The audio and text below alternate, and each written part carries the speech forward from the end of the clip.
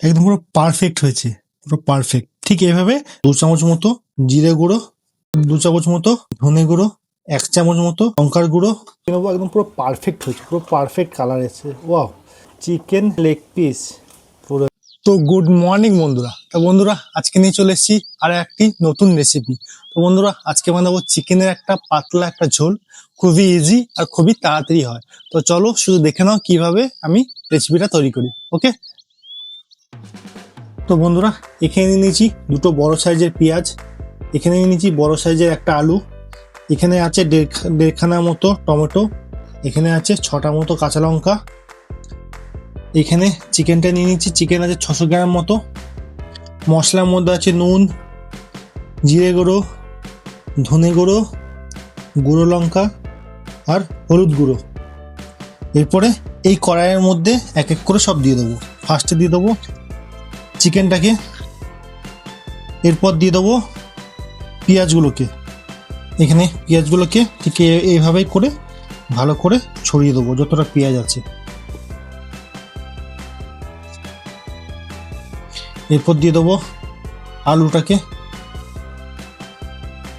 তারপর দিয়ে দেবো টমেটো কুচিগুলোকে। এগুলোকে সবগুলোকে একসাথে মিক্স করে নিতে হবে একদম।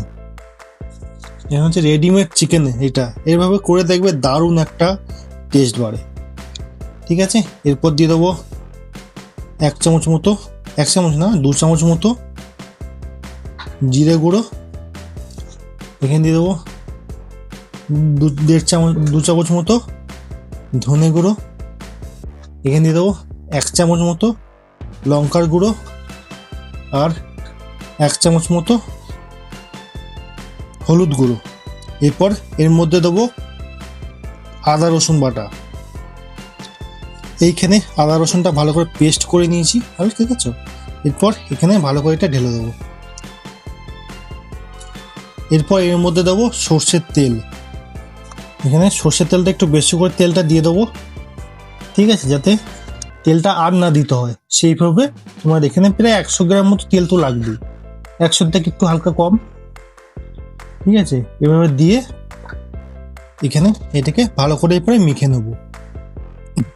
চলো এবার এটাকে ভালো করে মশলাটাকে ভালো করে মেখে নিই।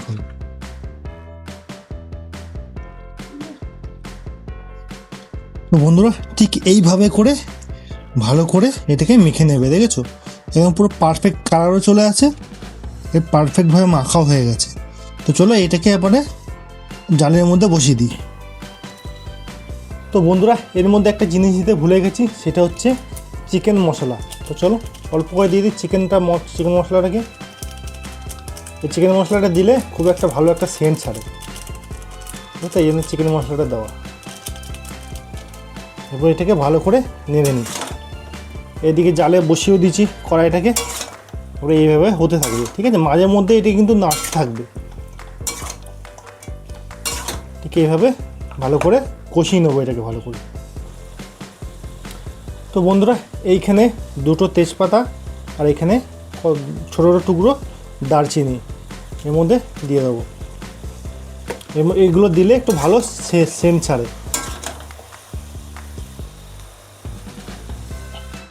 তো বন্ধুরা আমার ভিডিও যদি তোমাদের সবার ভালো লাগে তো please like share and subscribe করে নিও। Thank you. তো বন্ধুরা ভালো করে কিন্তু এটা মাঝে মধ্যে নাড়তে থাকবে, আর কিন্তু তলায় এবার পোড়া ধরে যেতে পারে, ঠিক আছে। যেহেতু এটা আস্তে আস্তে জল ছাড়বে, এর মধ্যে কিন্তু আর জল দেবে না ভুল করে। এখন এটা ভালো করে কষিয়ে নাও, তারপর এর মধ্যে দেবে জল। এখনও দেরি আছে কষতে, এটা ভালো করে এভাবে নাড়তে থাকবে। তো বন্ধুরা দেখবে এভাবে মিডিয়াম একটা জালে ধরিয়ে রাখবে, দেখবে এরকম হালকা হালকা সাইড দিয়ে জল ছেড়ে গেছে। এর মধ্যে এখন জল দেওয়ার কোনো দরকার নেই, এখন এটাকে শুধু ভালো করে কষাও 20-25 মিনিট ধরে। তো বন্ধুরা দেখতে পাচ্ছি কতটা পরিমাণ জল ছেড়ে গেছে।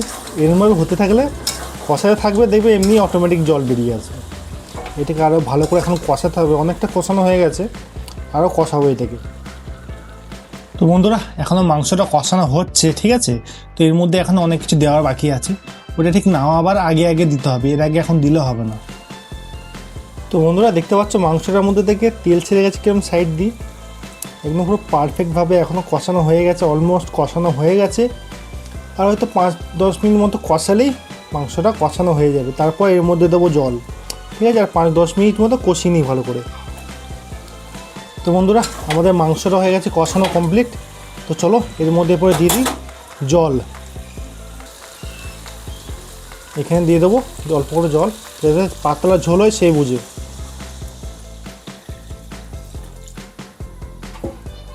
এরপর এটাকে ভালো করে নেড়ে দেবো, এটা এবারে ফুটুক ভালো করে এখন 15 মিনিট মতো, তারপর নামাবো।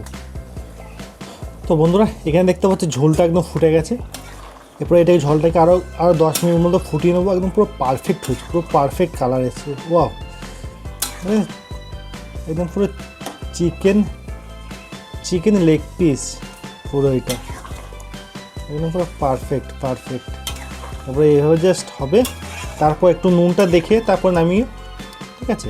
এবার হোক আর একটু 10 মিনিট মধ্যে একটু ফুটাবো, হালকা একটু গাঢ় করবো, হালকা একদম। তো বন্ধুরা আমাদের চিকেনের ঝোল একদম রেডি হয়ে গেছে। এরপর এর মধ্যে দিয়ে দেবো কেটে রাখা এই কুচি করে ধনে পাতাগুলো। এই ধনে পাতা দিয়ে দেখবে, এই ধনে পাতার জন্য তরকারির টেস্টটা আরও বেড়ে যাবে, ঠিক আছে। এবার ঠিক হালকা করে এবার নেড়ে দেবো, নেড়ে দিয়ে এবার এটাকে নামিয়ে নেবো, ঠিক আছে। একদম পুরো হয়ে গেছে আমাদের রেডি পারফেক্ট চিকেনের ঝোল। তো চলো এখন নামিয়ে ফেলি। তো বন্ধুরা এদিকে নেমে গেছে আমাদের চিকেনের ঝোল, পাতলা ঝোল, ঠিক আছে। একদম পুরো পারফেক্ট হয়েছে, পুরো পারফেক্ট। ঠিক এভাবে বাড়িতে করে টেস্ট করে দেখো, ওকে। তো বন্ধুরা আজকের ভিডিও এখানেই শেষ, আবার দেখা হবে নেক্সট ভিডিওতে।